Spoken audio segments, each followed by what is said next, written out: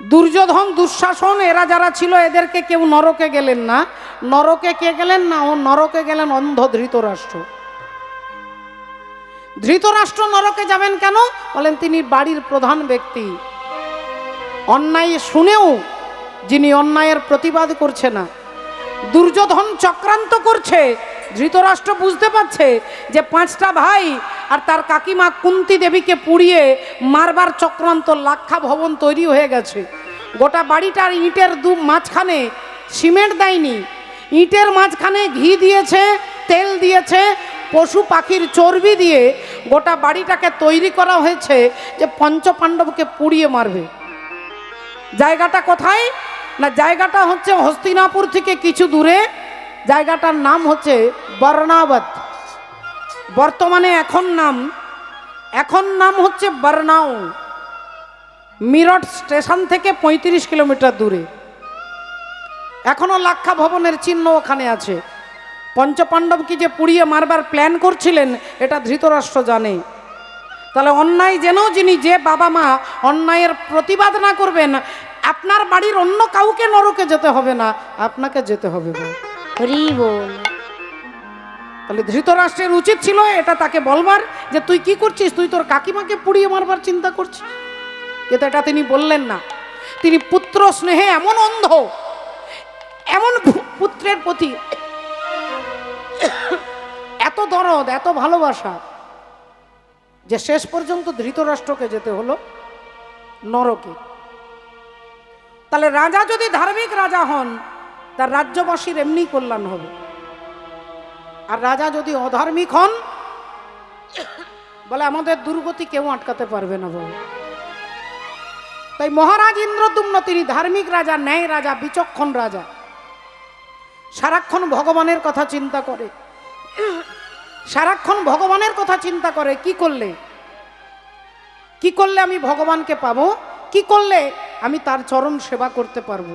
তাই নয়ন জলে ভেসে যাই রে, নয়নে জলে ভেসে যাই রে, রাজা দুটি নয়নে জলে, নয়নে জলে ভেসে যাই রে। বলি হা কৃষ্ণ গোবিন্দ বলে নয়নে জলে ভেসে যাই রে।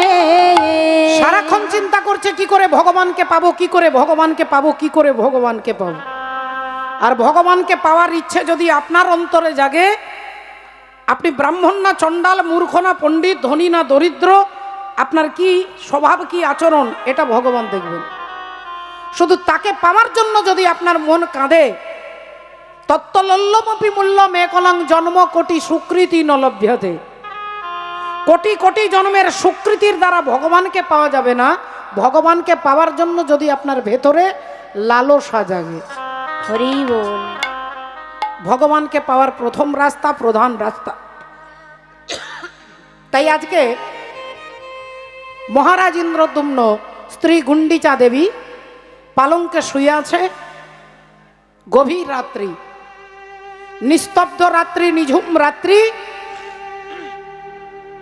আর হঠাৎ যেন স্বপ্নের মধ্যে কে বলে উঠল, শোনো শোনো ইন্দ্রদ্যুম্ন, ইন্দ্র দোহাগিন ভকত আমার, ভকত আমার, জন্মে জন্মে বাধ্য আমি, বাধ্য আমি আছি যে তোমার, আছি যে ও মা। মহারাজ ইন্দ্রদ্যুম্ন স্বপ্নের মধ্যে ভগবান বলছেন রাজাকে, স্বপ্ন দিচ্ছে। যদি কেউ স্বপ্নে ভগবানকে দেখেন জানবেন আপনি ভাগ্যবতী। আমরা অনেক সময় বলি যে কথাটা আমরা সারাদিন চিন্তা করি ওটাই রাত্রে স্বপ্ন দেখেন। বাবা এমন অনেক স্বপ্ন দেখেন যেটা 7 জন্মেও কখনো ভাবেননি। যে কথাটা আমরা কোনোদিন ভাবি না সেটাও স্বপ্নে দেখবেন। স্বপ্ন বিজ্ঞান বলছে যদি স্বপ্নের মধ্যে কেউ ভগবানকে দেখেন, মা শীতলাকে দেখেন, মা মনসাকে দেখেন, মা দুর্গাকে দেখেন, প্রভু শ্রী হরিকে দেখেন, জানবেন সেই ভগবান আপনাকে কৃপা করেছে, মাথায় হাত রেখেছে, তবে গিয়ে সেই স্বপ্ন দেখছে। তাই ভগবান বলছেন রাজা ইন্দ্রদ্যুম্ন, আমি নীলগিরি পর্বতের পাদদেশে নীল মাধব রূপে, নীল মাধব রূপে ওখানে প্রতিষ্ঠিত, তুমি আমাকে নিয়ে এসো, আমি তোমার হাতে পুজো নিতে চাই। নীলগিরি পর্বতের পাদদেশে নীল মাধব রূপে রয়েছে, তুমি আমাকে ওখান থেকে নিয়ে এসো। এই বলার সাথে সাথে স্বপ্নটা ভেঙে গেল। রাজা ইন্দ্রদ্যুম্ন চমকে উঠলেন, এ কি?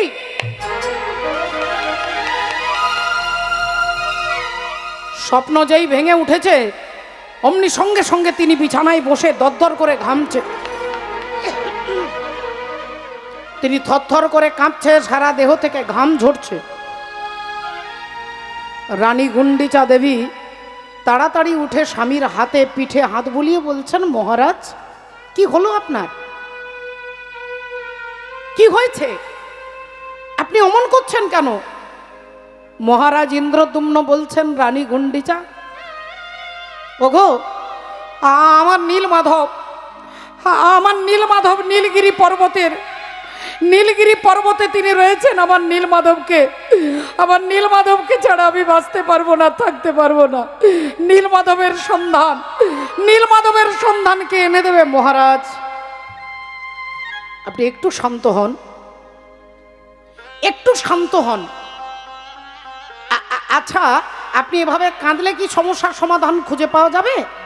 আপনি সকাল হতে দিন, আপনি মন্ত্রীকে বলুন, দেখুন যদি নীলমাধব নীলগিরি পর্বতে খুঁজে পাওয়া যায় আপনি ঘোষণা করুন।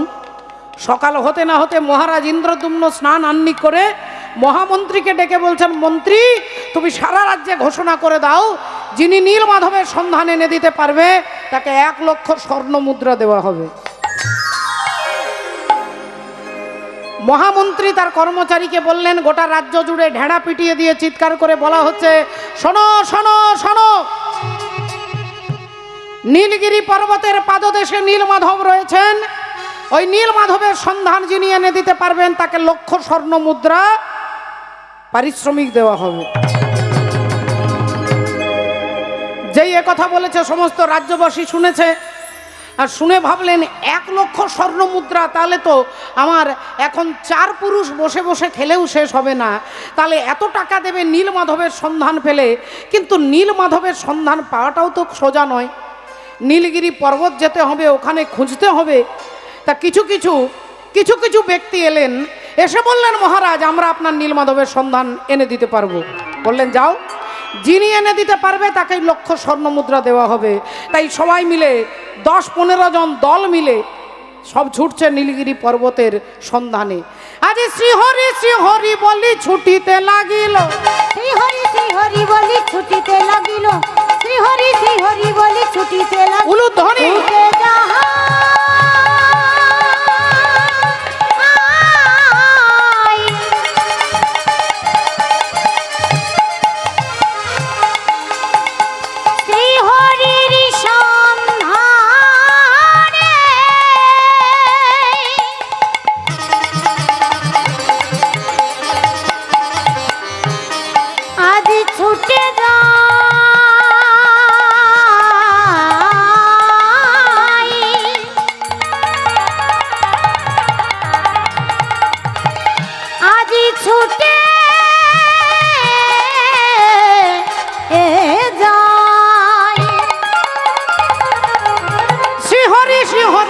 ছুটিতে লাগিল, শ্রীহরি শ্রীহরি বলি ছুটিতে লাগিল।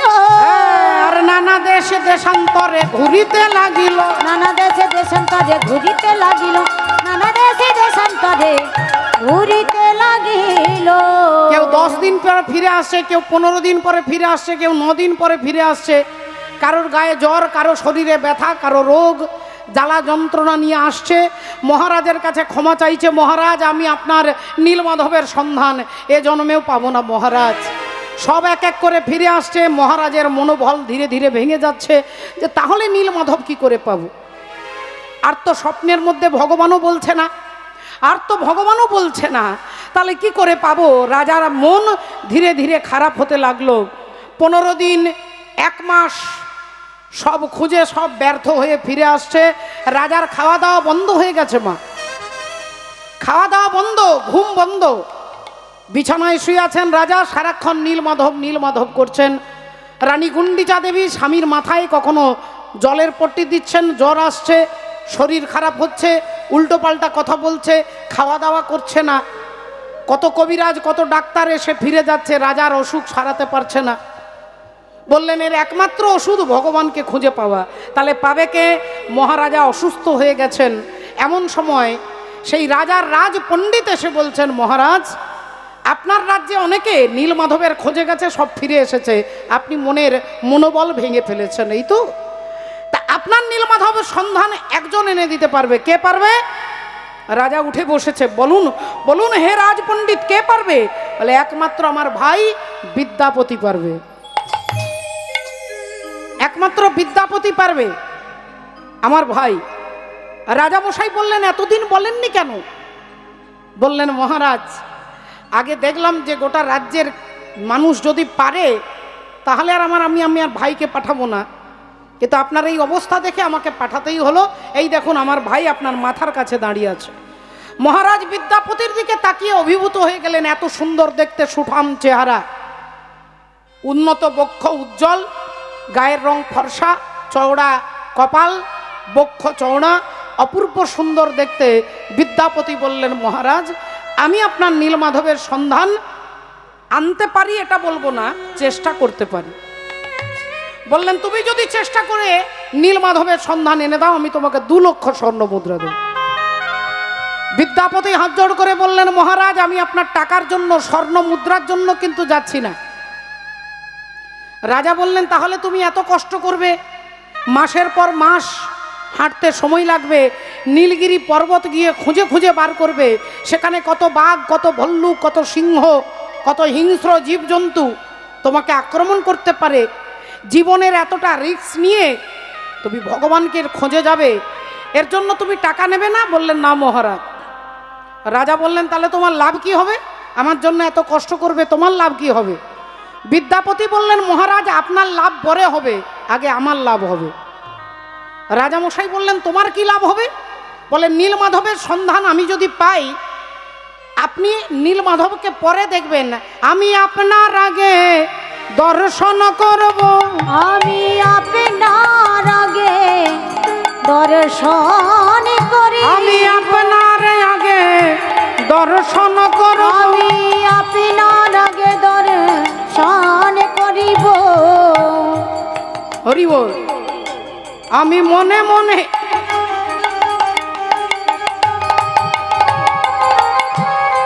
তার চরণে সঁপে দেব, আমি আপনার আগে দর্শন করিব, তারে মনে মনে মন আমি সঁপে দেব, আমি আপনার আগে দর্শন করব, মনে মনে মন সঁপে দেব, আপনার আগে দর্শন করিব, মনে মনে মন সঁপে দেব, আপনার আগে দর্শন করব, মনে মনে মনে সঁপে দেব, আপনার আগে দর্শন করব, মনে মনে মনে সঁপে দেব, আপনার আগে দর্শন করিব। ভক্তমণ্ডলী, ভক্তিমতী মায়েরা দেখুন একটু লক্ষ্য করে, ভগবানকে কিছুক্ষণ আগে বললাম যে তাকে পাওয়ার জন্য যদি আপনার ইচ্ছে জাগে, ইচ্ছেটা যদি জাগে, আপনি যদি হরিবাসরে হরি নামে কোনো ভক্ত, কোনো বৈষ্ণব, কোনো ভিখারিকে হাজার হাজার টাকা দেন, এর ফলটা কি? এর ফল কিন্তু ভগবানকে পাওয়া নয়। আপনি এ জন্মে যদি কাউকে টাকা দেন, হরিবাসরে অর্থ দেন, কোনো দুঃখী ব্যক্তিকে সাহায্য করেন, আপনি পরজন্মে সেটা দ্বিগুণ পাবেন। কিন্তু ভগবানকে পেতে গেলে ভগবানের প্রতি আপনার শুধু লালসা, তাকে ছাড়া বাঁচতে পারবো না, এরকম ভাব যদি জাগে তাহলে তিনি পাবেন। আজকে দেখুন বিদ্যাপতি বেরিয়ে পড়লেন, মহারাজকে জানিয়ে দিলেন আমি চেষ্টা করব মহারাজ আপনার নীলমাধবের সন্ধান আনতে। আজকে বিদ্যাপতি বেরিয়ে পড়েছেন নীলমাধবের খোঁজে। কত গ্রাম, কত নগর, কত জঙ্গল, কত নদী নালা সব পেরিয়ে যাচ্ছে শুধু ভগবানকে পাবে বলে, শুধু ভগবানকে পাওয়ার জন্য। মাননীয় ভক্তমণ্ডলী, ভক্তিমতী মায়েরা, একটু লক্ষ্য করে দেখুন মা, কেউ ভগবানের কাছে আমরা দাঁড়িয়ে ভগবানকে বলবো তুমি আমাকে গাড়ি দাও, বাড়ি দাও, ছেলে দাও, নাতি দাও, এটা দাও, ওটা দাও। আর কেউ ভগবানের কাছে দাঁড়িয়ে বলে আমার কিছু দরকার নেই, আমি শুধু তোমাকে চাই। একটা হাত ভগবানের দুর্যোধন ধরেছে, একটা হাত অর্জুন ধরেছেন। দুর্যোধন বলছেন কুরুক্ষেত্রের যুদ্ধে তুমি আমার পাশে থাকবে, আর অর্জুন বলছেন কৃষ্ণ তুমি আমার পাশে থাকবে। এখন ভগবান তো একা, হাত তো দুটো, দুজন ধরেছে। দুর্যোধন বলে তুমি আমার, অর্জুন বলে তুমি আমার। এবার ভগবান কার হবে? ভগবান অনেক আগে বলে দিয়েছেন যে আমারে তো যে যে ভক্ত ভজে যেইভাবে, আমি সেইভাবে ভজি, এ মোর স্বভাবে। আমাকে যে চাই আমি তাকে চাই, আর যে আমাকে না চাই আমি তাকে না চাই। তাহলে দুর্যোধনও বলছে আমি চাই, আর অর্জুনও বলছে আমি চাই। তাহলে সমস্যার সমাধান হবে কি করে? ভগবান হঠাৎ সমস্যার সমাধানের রাস্তা খুঁজে পেলেন। বললেন আচ্ছা ঠিক আছে, দুজনে হাত ছাড়ো, হাত ছাড়ো, হাত ছাড়ো। দুজনকে দাঁড় করিয়ে বলছে শোনো, আগামীকাল ভোরবেলায় ঘুম থেকে উঠে আমি চোখটা খুলে আগে যাকে দেখবো আমি তার দলেই যাব। বলেন ঠিক আছে। দুর্যোধন মনে মনে ভেবে নিলেন ঠিক আছে, আমি এমন ভোরে আসবো, আমি গোটা রাত্রি ঘুমোবো না, আমি গোটা রাত্রি জেগে থাকবো, ভোরবেলায় চলে আসবো, এসেই কৃষ্ণের মুখের কাছে দাঁড়িয়ে থাকবো, আর কৃষ্ণ চোখ খুললেই আগে আমাকে দেখবে। এই ভেবে দুর্যোধন চলে গেলেন, আর অর্জুনও চলে গেলেন। দুর্যোধন জেগে রইল, অর্জুন ঘুমিয়ে গেলেন। অর্জুন ঘুমিয়ে গেলেন, সুন্দর করে ঘুমিয়ে গেছে। এদিকে দুর্যোধন গোটা রাত্রি জেগে ভোর 3:20 পরে আসছেন হাঁটতে হাঁটতে, আর এসেই দেখছেন ভগবান মন্দিরে শুয়ে আছে। দুর্যোধন বাইরে জুতো দুটো খুলে ভেতরে গিয়ে দেখছে ভগবান ঢাকা দিয়ে ঘুমোচ্ছে। ভাবলেন আচ্ছা কৃষ্ণের কি কোনো কাণ্ডজ্ঞান নেই? হ্যাঁ, আমি আসবো, আর একটা তো চেয়ার রাখতে পারতো, একটা তো আসন রাখতে পারতো। এখন কখন ঘুম থেকে উঠবে, আমি কি এরকম দাঁড়িয়ে থাকা যায়? তাহলে এটা একটা বসার জায়গা, একটা চেয়ার, একটা আসন, একটা তো কিছু রাখতে পারতেন। তা এই দুর্যোধন চিন্তা করতে করতে দেখছেন ভগবান কৃষ্ণের মাথার কাছে একটু জায়গা ফাঁকা আছে, বালিশের ওপরে মাথা রেখেছে, বালিশের পাশে জায়গা আছে। দুর্যোধন গিয়ে ঘুরে ভগবান শ্রীহরির মাথার কাছে বসেছে। আর দেখতে দেখতে নিশি প্রভাত হয়ে গেছে। পাখির কলতান শুনে অর্জুনের ঘুম ভাঙছে। অর্জুন চমকে উঠেছে। অর্জুন যে কাপড়টা পরেছিল সেই কাপড়টা পরে খালি গায়ে, খালি পায়ে ভাবছে সর্বনাশ, আমার আগে যদি দাদা দুর্যোধন চলে যায়।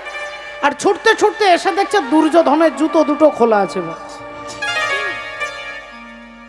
দুর্যোধনের জুতো খোলা আছে। অর্জুনের চোখ দিয়ে ঝরঝর করে জল পড়ছে যে তাহলে আমি কৃষ্ণকে পেলাম না। নিশ্চয়ই দাদা দুর্যোধন সারা রাত্রি ঘুমোয়নি, আর আমি ঘুমিয়ে গিয়েছিলাম বলে আমি কৃষ্ণকে পেলাম না। তাহলে আর তো আমার কোনো রাস্তা নেই, দুর্যোধনের দলেই ভগবান যাবে, আমি তাহলে ফিরে যাই। এই ফিরে যাই বলে দুর্যোধন, হরি বল, অর্জুন 3 পায়ে গিয়েছে। হঠাৎ মনে হলো এত সকালবেলায় কৃষ্ণের মন্দিরের কাছে এসে আমি কৃষ্ণকে দর্শন না করেই চলে যাচ্ছি। ছি ছি ছি, আমি কত বড় স্বার্থপর। অর্জুন অমনি মন্দিরের দরজাটা খুলেছে, আর মন্দিরের দরজাটা খুলেই দেখছে দুর্যোধন দাদা বসে আছে। কিন্তু অর্জুন লাফিয়ে উঠেছে। অর্জুন ভাবছে যে দাদা অর্জুন, দুর্যোধন বসেছে, কিন্তু আমার জন্য এখনো জায়গাটা ফাঁকা আছে।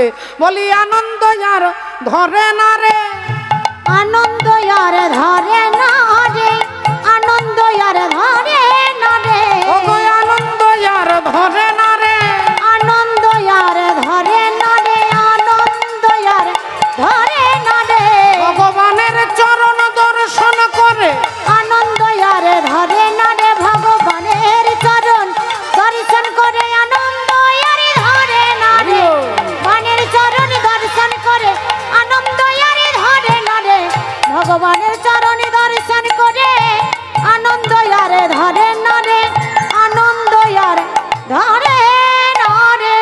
অর্জুন আনন্দে ছুটে গিয়ে গোবিন্দের চরণের কাছে বসেছে। আর যেই চরণের কাছে বসে ধীরে ধীরে চরণ সেবা করছেন, আর মাথার কাছে দুর্যোধন বসে আছেন। এবার আমি আপনাদের কাছে একটু ছোট্ট করে জানতে চাইবো মা, ভগবান শ্রীহরি যদি চোখটা খোলেন আগে কাকে দেখতে পাবেন? আচ্ছা কেন দেখতে পাবেন? আর এরকম সোজা চরণের কাছে বসেছেন, আর দুর্যোধন মাথার কাছে বসেছেন, কারণ তার প্রেস্টিজ ডাউন হয়ে যাবে। তিনি মনে মনে জানে গোয়ালার ছেলের পায়ের কাছে বসতে যাব কেন, আমার কি প্রেস্টিজ নেই? আমি পায়ের কাছে বসতে যাব কেন, আমি মাথার কাছে বসেছি। কিন্তু দেখুন, অহংকার আপনার জ্ঞানটাকে হরণ করে নেয় বাবা। আপনার শুদ্ধ জ্ঞানকে কে হরণ করে না? আপনার ভেতরে অহংকার। দুর্যোধনের অহংকার হলো মাথার কাছে বসলেন আর অর্জুন চরণের কাছে বসেছে, আর যেই ভগবান ঢাকাটা খুলেছেন অমনি অর্জুনকে দেখতে পেয়ে গেছে। সঙ্গে সঙ্গে বললেন, অর্জুন, কুরুক্ষেত্রের যুদ্ধে আমি তোমার পাশে। অমনি পেছন থেকে দুর্যোধন চিৎকার করে উঠল, এই যে গোটা রাত্রি না ঘুমিয়ে 3:20 সময় এখানে আমি এসে বসে আছি, আর আমি তোমাকে পেলাম না, আর যে 4:30টার সময় এসেছে সে তোমাকে পেয়ে গেল। ভগবান বললেন, 3:20 না 2:20 না 12:20, আমি কিন্তু টাইম মেনটেন করিনি, টাইম মেনশন করে বলিনি। আমি বলিনি যে কটার সময় এলে আমাকে পাবে, আমি বলেছি ঘুম থেকে উঠে যাকে দেখবো আমি তার পক্ষে যাব। হরি বল, রাধে রাধে। তবে দুর্যোধন, তুমি দুঃখ করো না, তোমাকে একটা নতুন অপশন দিচ্ছি। তুমি একা আমাকে নেবে না আমার 1 লক্ষ নারায়ণী সেনা নেবে? 1 লক্ষ নারায়ণী সেনা, যাদের হাতে অস্ত্র শস্ত্র থাকবে, তুমি তাদেরকে নেবে? আর আমাকে যদি নিতে চাও, আমি কিন্তু কুরুক্ষেত্রের যুদ্ধে একটা লাঠিও ধরবো না, আমার হাতে কোনো অস্ত্র থাকবে না, তুমি আমাকে নেবে না 1 লক্ষ সেনা নেবে? দুর্যোধন ভাবলেন, মাথা খারাপ, তোমাকে নিয়ে কি করব, তোমার হাতে লাঠিও থাকবে না, যুদ্ধে তোমাকে নিয়ে তো কোনো কাজ হবে না, 1 লক্ষ নারায়ণী সেনা চাই। ভগবান তাকে দিলেন। অর্জুন, তুমি কি চাও? বলে, তোমার হাতে লাঠি থাকুক বা না থাকুক, তুমি যুদ্ধ করো বা না করো, শুধু তুমি আমার পাশে থাকবে। তুমি আমার পাশে থাকলেই এই গোটা বিশ্বটাকে আমি জয় করতে পারবো। হরি হরি বল। এ দেহের পূর্ব পশ্চিম উত্তর দক্ষিণ, ও বলো কোনখানেতে বৃন্দাবন, আমি তত্ত্ব কথা শুনবো বলে মনে আকিঞ্চন।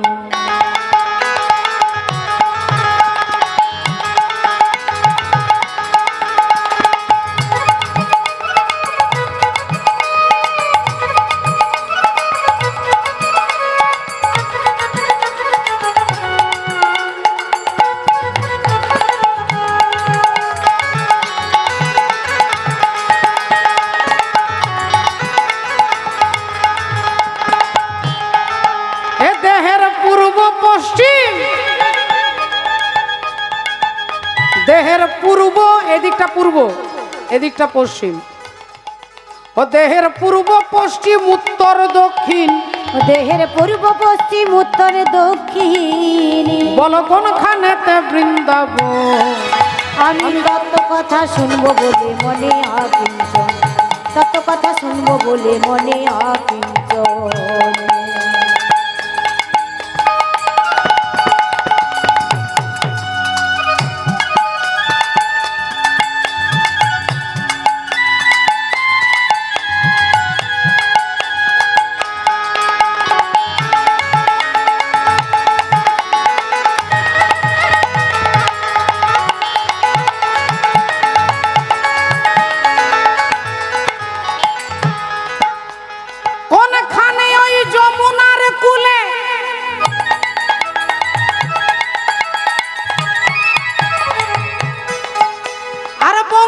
ধ্বনি করে শ্যাম জয় রাধে বলে, আহা বংশী ধ্বনি করে শ্যাম জয় রাধে বলে, বংশী ধ্বনি করে শ্যাম জয় রাধে বলে।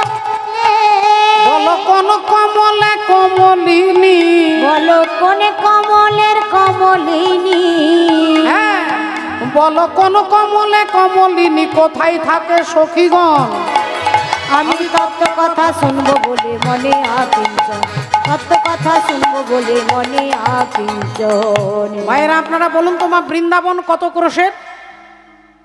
কত ক্রোশ? 84 ক্রোশ নয়, 84 ক্রোশ, 84 ক্রোশ বৃন্দাবন। আর আমাদের দেহটা 84 আঙ্গুলের দেহ, এটা 84 আঙ্গুলের দেহ, এটাও বৃন্দাবন। এখানে কোথায় ভগবান আছেন খুঁজে বার করতে শাস্ত্র বলছে।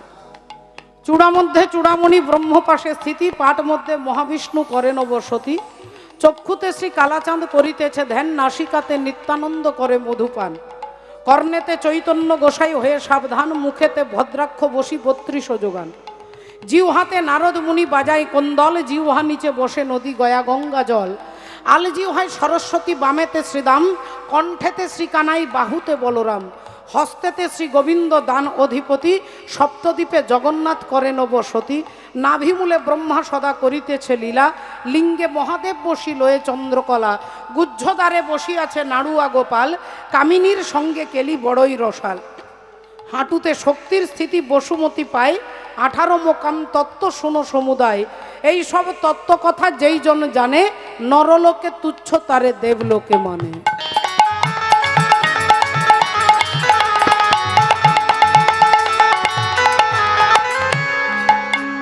কোনখানেতে হয় গো মহারাজ, আর কোনখানেতে রাধা কৃষ্ণ সদা করে বাস। তবু কোনখানেতে রাধা কৃষ্ণ সদা করে বাস, কোনখানেতে রাধা কৃষ্ণ সদা করে বাস। হয় আমি জানবো বলে এই অভিলাষ, ওরে মন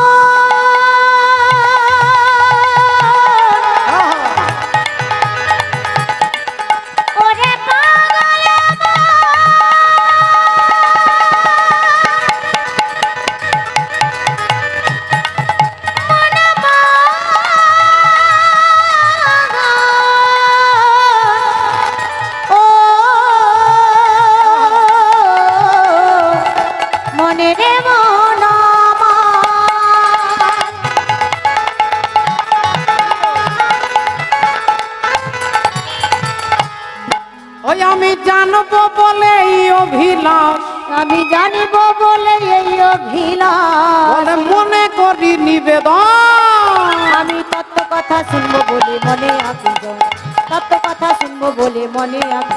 এ দেহের পূর্ব পশ্চিম উত্তর দক্ষিণ, পূর্ব পশ্চিম উত্তর দক্ষিণ, কোনখানেতে বৃন্দাবন, তত্ত্ব কথা শুনবো বলে মনে আঁকি। আমি তত্ত্ব কথা শুনবো বলে মনে আঁকি, আমি তত্ত্ব কথা শুনবো বলে মনে আঁকিঞ্চ।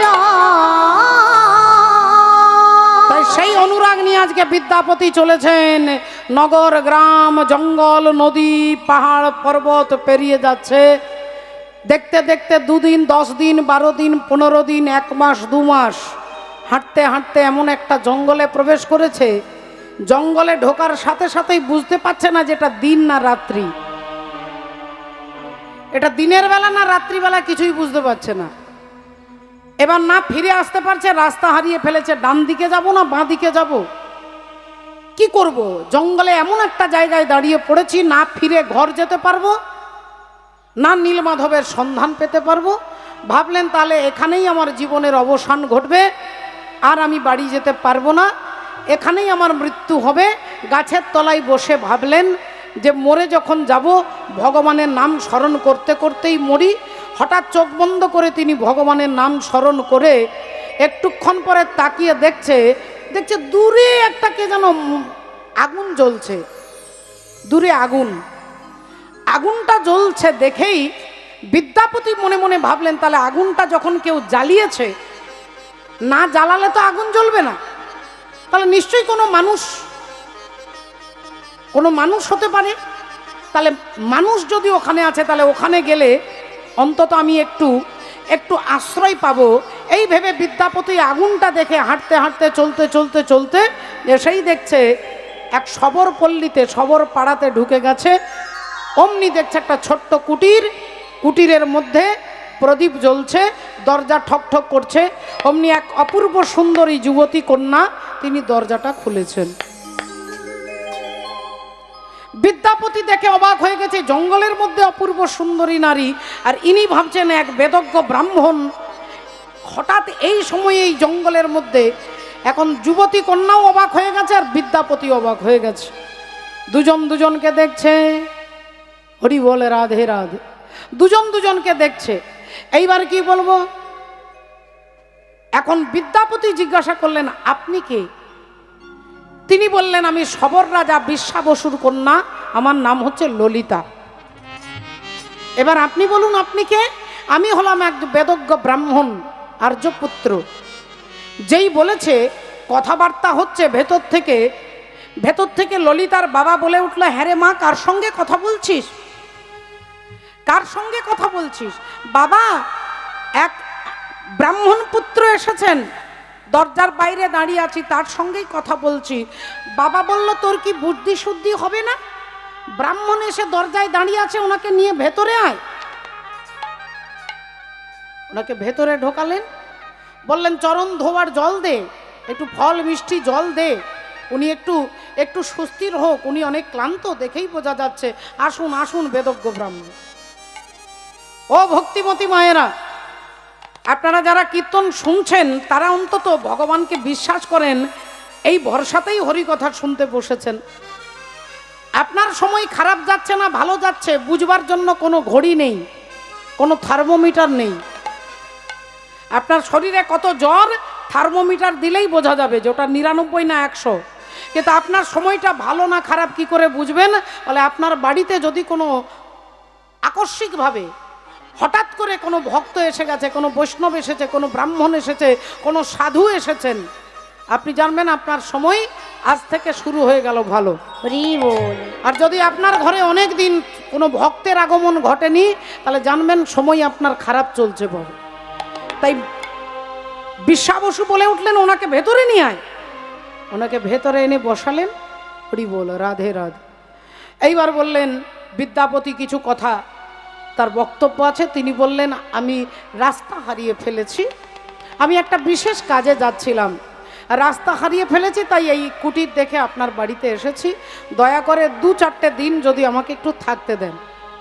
বিশ্বা বসু বললেন, আপনার কোনো চিন্তা নেই, যতদিন ইচ্ছে আপনি এখানে থাকুন, আপনি বিশ্রাম করুন, আমরা যা খাবো আপনিও তাই ভাবেন, আমাদের যা ক্ষমতা আপনি তাই সেবায় করবেন। 1 দিন গেল, 2 দিন গেল, 3 দিন গেল, 4 দিন গেল, বিদ্যাপতির শরীর ধীরে ধীরে সুস্থ হয়ে যাচ্ছে। তিনি ভাবলেন, এভাবে এখানে থাকলে শুয়ে বসে সময় কাটাতে আমি আসিনি, আমি নীলমাধবের সন্ধান করতে এসেছি। তাহলে আজ 5 দিন হয়ে গেল আমি এখানেই পড়ে আছি, না আমাকে আগামী কাল বেরিয়ে যেতে হবে। রাত্রে ঘুম আসছে না, এপাশ আর ওপাশ হচ্ছে, বিছানার এপাশ আর ওপাশ। আর হঠাৎ কে যেন দরজাটা খুলে দিলেন।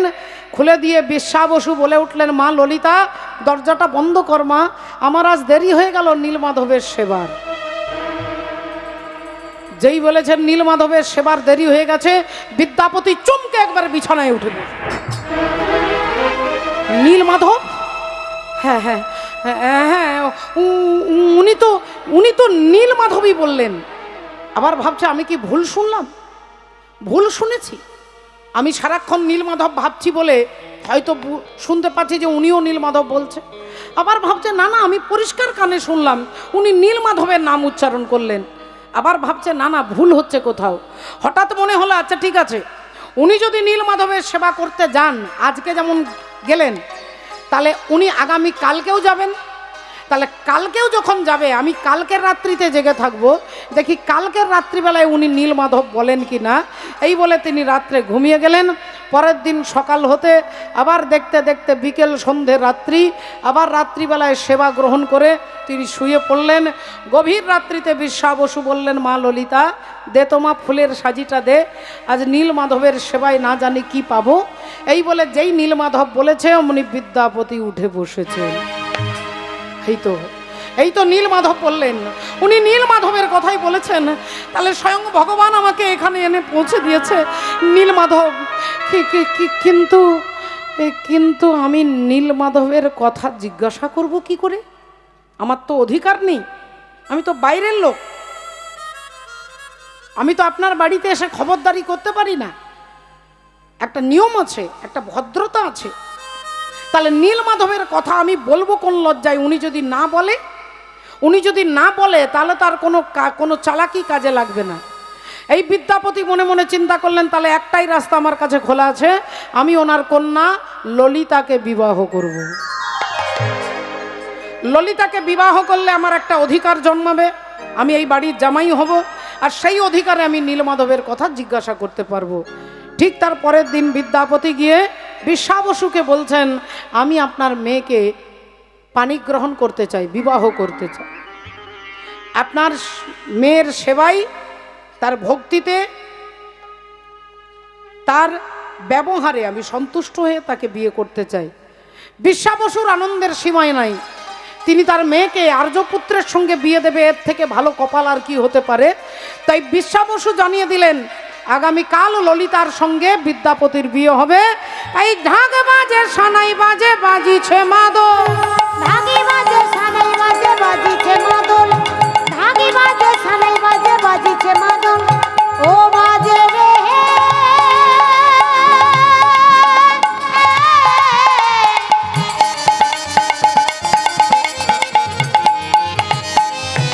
ও বাজে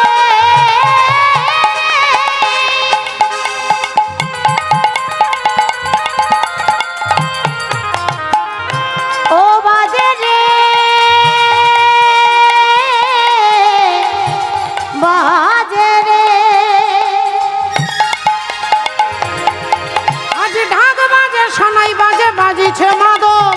ঢাকি বাজে সানাই বাজে বাজিছে মাদল, ঢাকি বাজে সানাই বাজে বাজিছে মাদল, আরে ললিতার বিয়েতে আজ আনন্দের হিল্লোল, ললিতার বিয়েতে আজ আনন্দে হিলো, ললিতার বিয়েতে আজ আনন্দে হিলো, বাজয়ে বিবিধ বাদ্য বিবিধ বাজনা, বাজয়ে বিবিধ বাদ্য বিবিধ বাজনা, বাজয়ে বিবিধ বাদ্য বিবিধ বাজনা, আর উলু উলু চতুর্দিকে হইল ঘোষণা, উলু উলু চতুর্দিকে হইল ঘোষণা, উলু উলু চতুর্দিকে হইল ঘোষণা। ভক্তমণ্ডলী ভক্তিমতী মায়েরা, ললিতার সঙ্গে বিদ্যাপতির বিয়ে হয়ে গেল। বিবাহের দিন দেখতে দেখতে 2 দিন 5 দিন 10 দিন 15 দিন পেরিয়ে গেছে, কিন্তু তার লক্ষ্যটা কি যে নীলমাধবের খোঁজ। তা এভাবে এতগুলো দিন পেরিয়ে গেল, নীলমাধবের খোঁজ তো আমি পেলাম না। তাহলে এবার ধীরে ধীরে আমি আমার লক্ষ্যে পৌঁছাতে হবে। ঠিক একদিন দুপুরবেলায় ললিতা, তিনি তার স্বামীর অন্ন ব্যঞ্জন এনে সাজিয়ে দিয়েছেন, বিদ্যাপতি আসনে বসেছেন। আসনে বসেই জিজ্ঞাসা করছেন, ললিতা তুমি আমাকে প্রতিদিন এত সুন্দর সুগন্ধিযুক্ত প্রসাদ দাও, এই প্রসাদ কার প্রসাদ? এ প্রসাদ কার? ললিতা বললেন, স্বামী আপনার ভালো লাগলে আবার দিতে পারি। না না না, আমার প্রশ্নটা এ প্রসাদ কার তোমাকে বলতে হবে, তোমাকে বলতে হবে ললিতা, এ প্রসাদ যে তুমি আমাকে প্রতিদিন পাওয়াচ্ছ কার প্রসাদ? ললিতা গম্ভীর হয়ে গেছে, চুপ করে গেছে, চুপ করে গেছে। কি ব্যাপার, তুমি কথা বলছো না যে? তুমি কথা বলছো না কেন? কার প্রসাদ বলতে পারবে না? ললিতা বললেন, স্বামী আমার বাবার আরাধ্য দেবতা নীলমাধবের প্রসাদ। নীলমাধবের প্রসাদ? নীলমাধবকে আমি দেখতে চাই, আমি তাকে দর্শন করতে চাই। ললিতা বললেন, না স্বামী, আমার বাবা আজ পর্যন্ত তার নীলমাধবকে কখনো আমাকে দেখতে দেননি। তিনি গোপনে, আমার বাবা ভগবানের সেবা করে, যেখানে কীট পতঙ্গ যেতে পারে না এরকম একটা লুকোনো জায়গায় আমার বাবা তাকে রেখেছেন। তাই আপনার এই ইচ্ছে পূর্ণ হবে না। বিদ্যাপতি উঠে দাঁড়ালেন, দাঁড়িয়ে বললেন, তাহলে আজ থেকে এই ঘরে আমি জলগ্রহণ করব না। প্রসাদ ঢাকা দিয়ে রাখা হলো।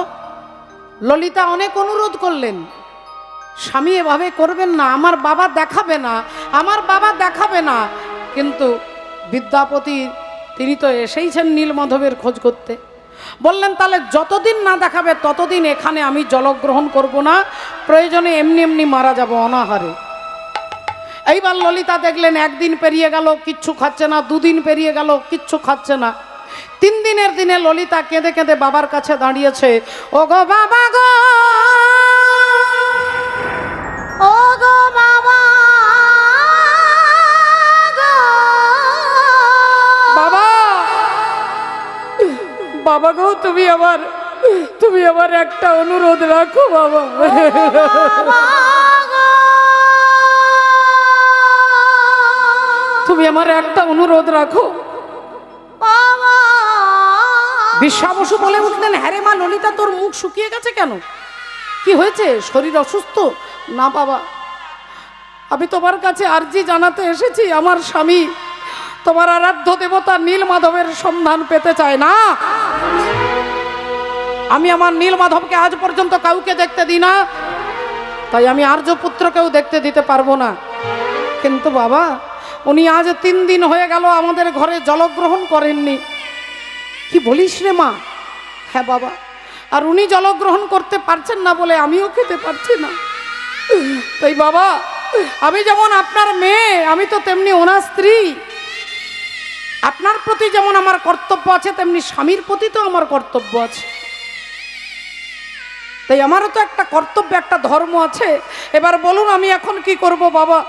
আপনি আমার স্বামীকে যদি নীলমাধবকে দর্শন না করান, তাহলে আমার স্বামী এখানে জলগ্রহণ করবেন না বলে দিয়ে সঙ্গে সঙ্গে বিশ্বাবসু মনে মনে চিন্তা করলেন, তাহলে কি সবই তার ইচ্ছে? বললেন ঠিক আছে, যা আর্যপুত্রকে গিয়ে বলে দে আমি একদিনের জন্য একবারের মতো আমার নীলমাধবকে দর্শন করাবো, কিন্তু আমার নীলমাধবের কাছে যেতে গেলে আমি তার চোখে কাপড় বেঁধে নিয়ে যাব।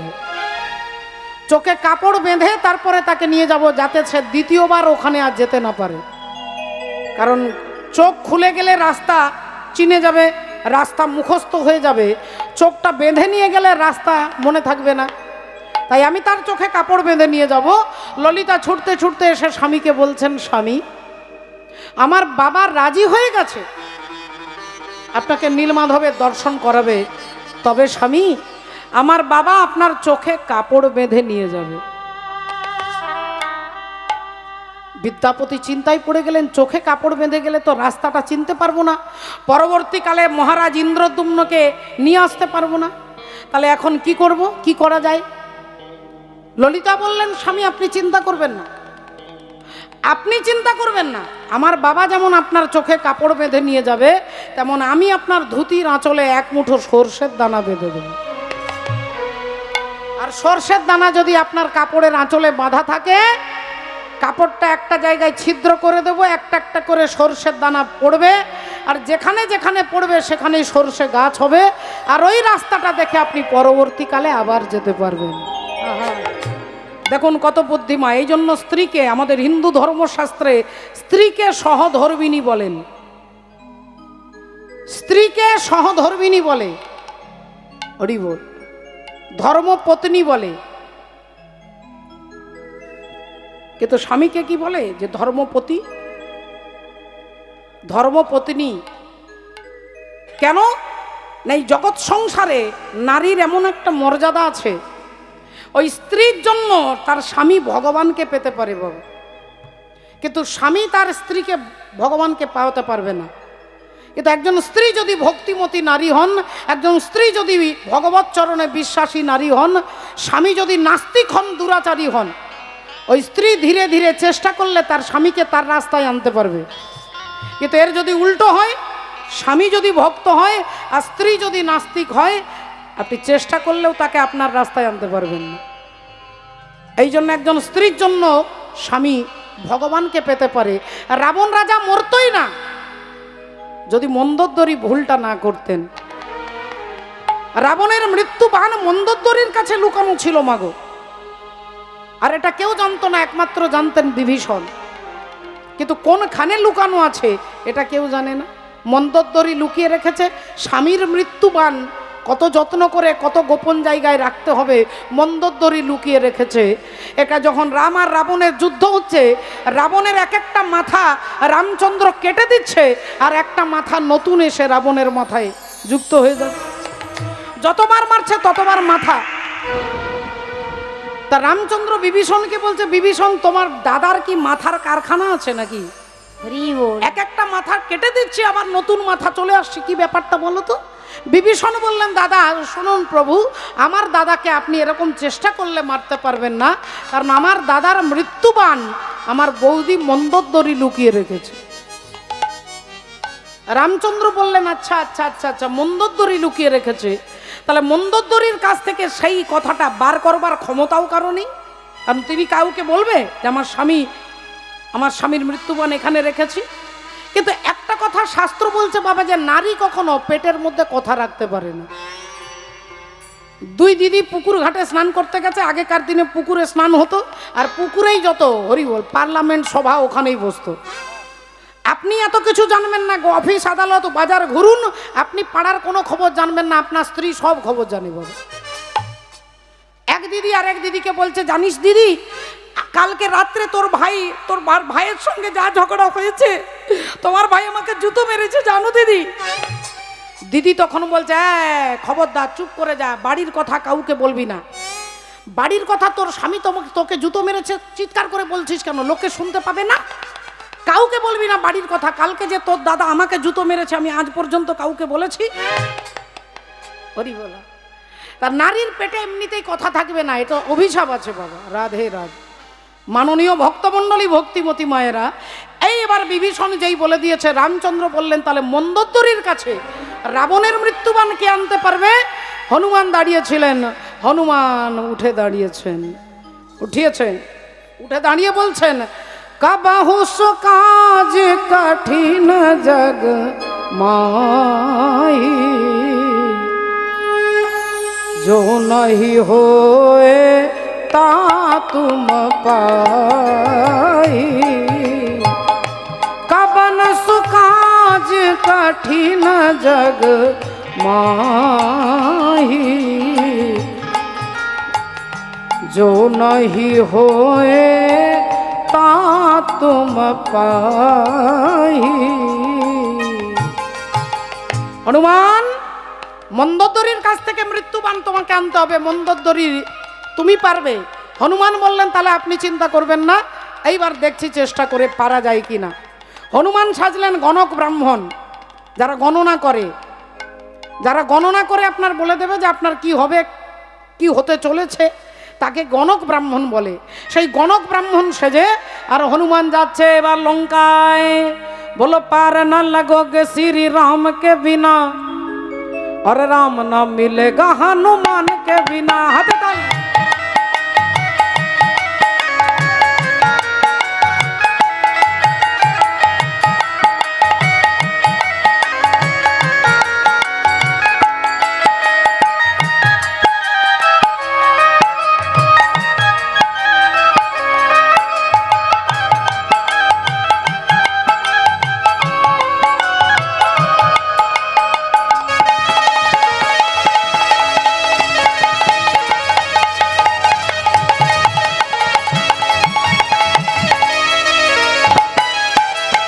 अरे न लगोगे श्री राम के बिना, और राम न मिलेगा हनुमान के बिना।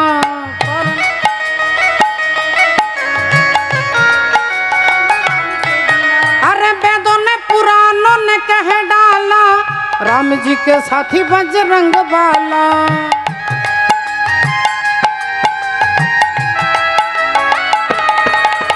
वेदों ने पुराणों ने कह डाला, राम जी के साथी बजरंग बाला। अरे जी हनुमान नहीं, अरे जी हनुमान नहीं, जी हनुमान नहीं, राम के बिना रास्ता न मिलेगा हनुमान के बिना।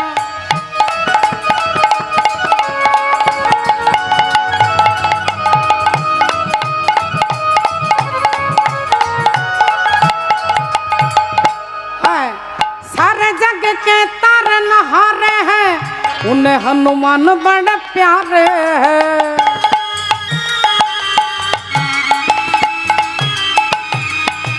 सारे जग के तारनहारे हैं, उन्हें हनुमान बड़े प्यारे हैं। जी हनुमान नहीं, अरे जी हनुमान नहीं, जी हनुमान नहीं, राम के बिना रास्ता न मिलेगा हनुमान के बिना। पार न लगोगे श्री राम के बिना, राम न मिलेगा हनुमान के बिना। पार न लगोगे श्री राम के बिना, राम हनुमान के बिना। अलख निरंजन, अलख निरंजन। राम और रावণের যুদ্ধ চলছে। এখানে মা মন্দোদরীর টেনশন, স্বামী যুদ্ধ করতে গেছে, কি হবে কি হবে কি হবে কি হবে। এখানে হনুমান দাঁড়িয়েছে গণক ব্রাহ্মণ সেজে, অলক নিরঞ্জন। অমনি মা মন্দোদরী ভাবছে ব্রাহ্মণ ভিখারি এসেছে, ভিক্ষা দিতে যাই। যেই বেরিয়েছেন অমনি হনুমানজি বলে উঠলেন, কি ব্যাপার মা, আপনার কপালটা দেখে মনে হচ্ছে আপনি ভীষণ চিন্তিত হচ্ছেন। মন্দোদরী বললেন, বাবা আপনি কি করে জানলেন? বললেন, আমি গণক ব্রাহ্মণ, গণনা করতে জানি, সব বলে দিতে পারবো, সব বলতে পারবেন? হ্যাঁ, এটাই তো আমার কাজ। তাহলে আসুন বাবা, ভেতরে আসুন। হনুমানজিকে নিয়ে গিয়ে ভেতরে বসিয়ে বলছে, একটা টেনশন আমার আছে, আমার স্বামী যুদ্ধ করতে গেছে, তা আপনি কি বলতে পারবেন যে যুদ্ধে কে হারবে আর কে জিতবে? বলে হ্যাঁ, কেন বলতে পারবো না, এটাই তো আমার কাজ। আপনি একটা খড়ি দেন, খড়ি পেতে আমি অঙ্ক করে ছক করে বলে দিচ্ছি আজকের যুদ্ধে কে জিতবে আর কে হারবে। মন্দোদরি যেই একটা পেন্সিল দিয়েছে, অমনি হনুমান পেন্সিলটা নিয়ে কি লিখছে, রয়া আকার রা, রয়া আকার রা লিখে আর বন্ধ করে দিয়েছে। মন্দোদরি বললেন, বাবা এই রয়া আকার বলতে কি বুঝবো? হনুমান বললেন, শোনো মা,